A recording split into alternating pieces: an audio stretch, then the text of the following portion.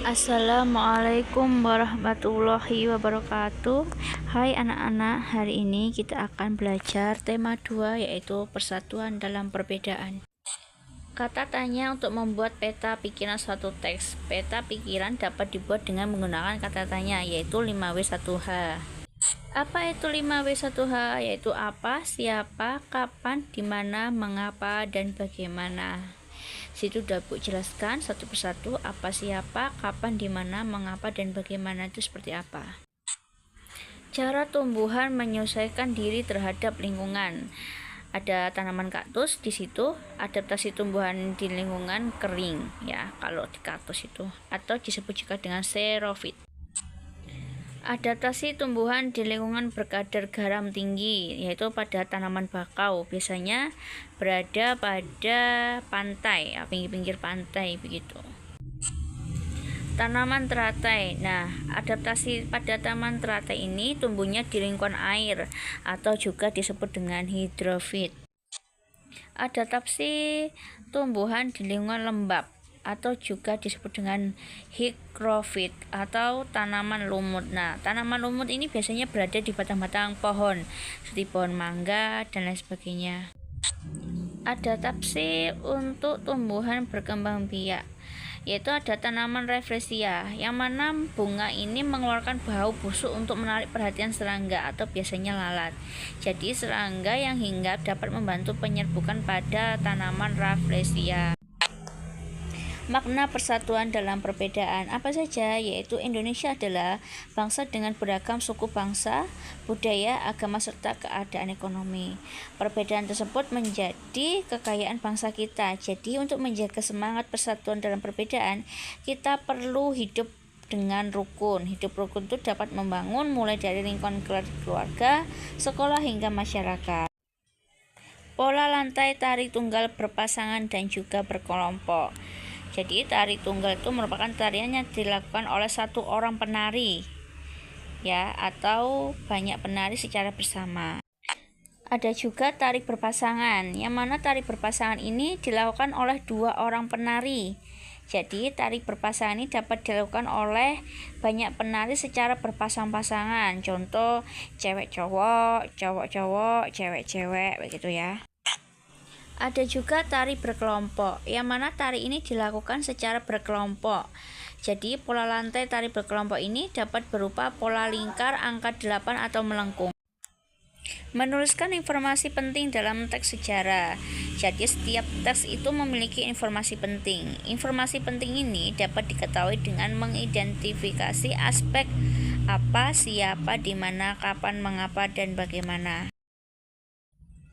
Pelaksanaan nilai-nilai persatuan dalam perbedaan di lingkungan masyarakat. Jadi ada 3 poin di situ. Yang pertama, di lingkungan masyarakat itu kita perlu bersikap peduli. Jadi nggak boleh acuh atau acuh. Kita harus membantu tetangga atau kawan kita yang memerlukan bantuan. Assalamualaikum warahmatullahi wabarakatuh.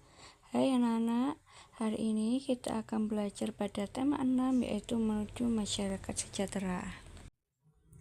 Menentukan kalimat utama dalam teks non-fiksi. Yang pertama yaitu kalimat yang bersifat umum dan mengandung gagasan utama, di mana kalimat utama ini memudahkan kita mengetahui inti dari sebuah teks. Hak sebagai warga negara Indonesia. Apa itu hak? Sesuatu yang mutlak menjadi milik kita dan penggunanya, tergantung kepada diri kita. Hak sebagai warga negara Indonesia telah diatur dalam Undang-Undang Dasar 1945.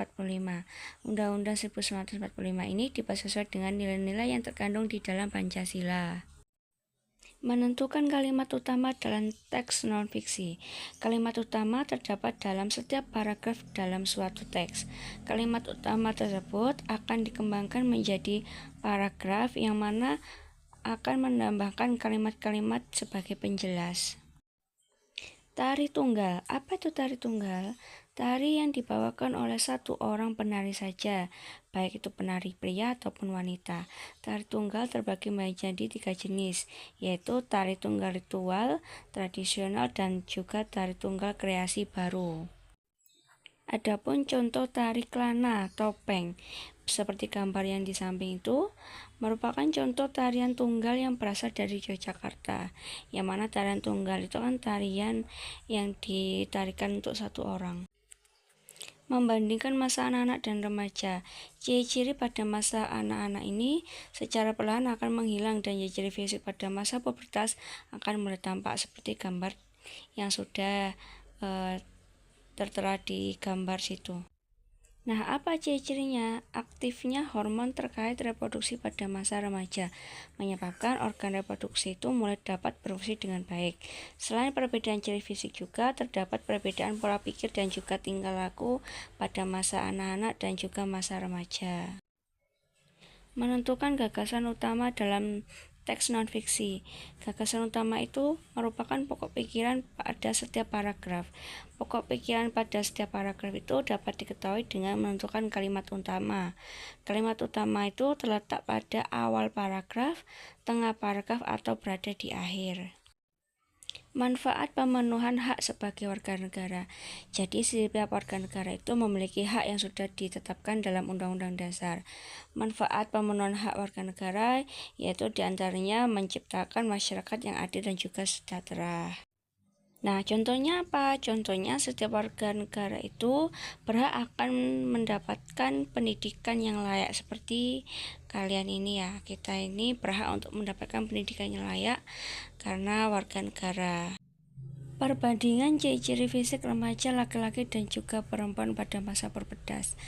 Perbedaan ciri fisik terjadi karena terdapat perbedaan pada hormon yang mempengaruhi kematangan organ reproduksi masing-masing.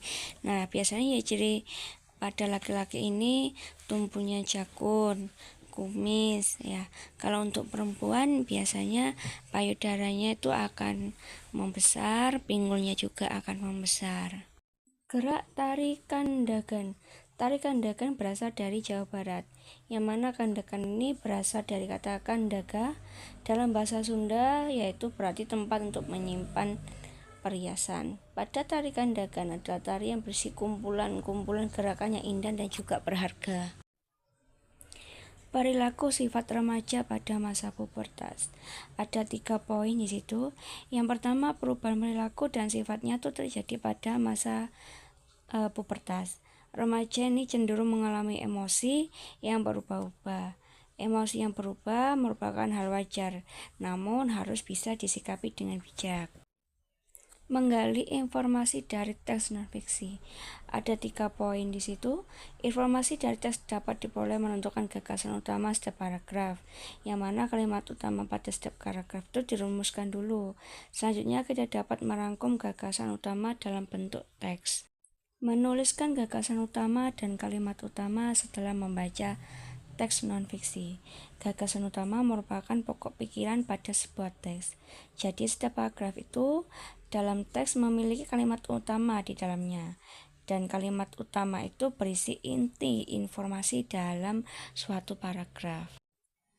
Pelaksanaan hak sebagai warga negara Indonesia. Salah satu hak yang dimiliki oleh warga negara adalah kebebasan untuk menyatakan pendapat dalam musyawarah dan memberikan suara, seperti contohnya pemilihan ketua kelas, seperti itu ya. Setiap warga negara Indonesia itu memiliki hak yang sama. Jika semua warga mendapatkan haknya, akan tercipta masyarakat yang adil dan makmur. Contohnya tadi sudah pemilihan ketua kelas. Jadi kita mempunyai hak untuk memilih siapa yang cocok menjadi ketua kelas kita gitu ya. Yang cocok, yang berani. Intinya sesuai dengan hak kita memilih.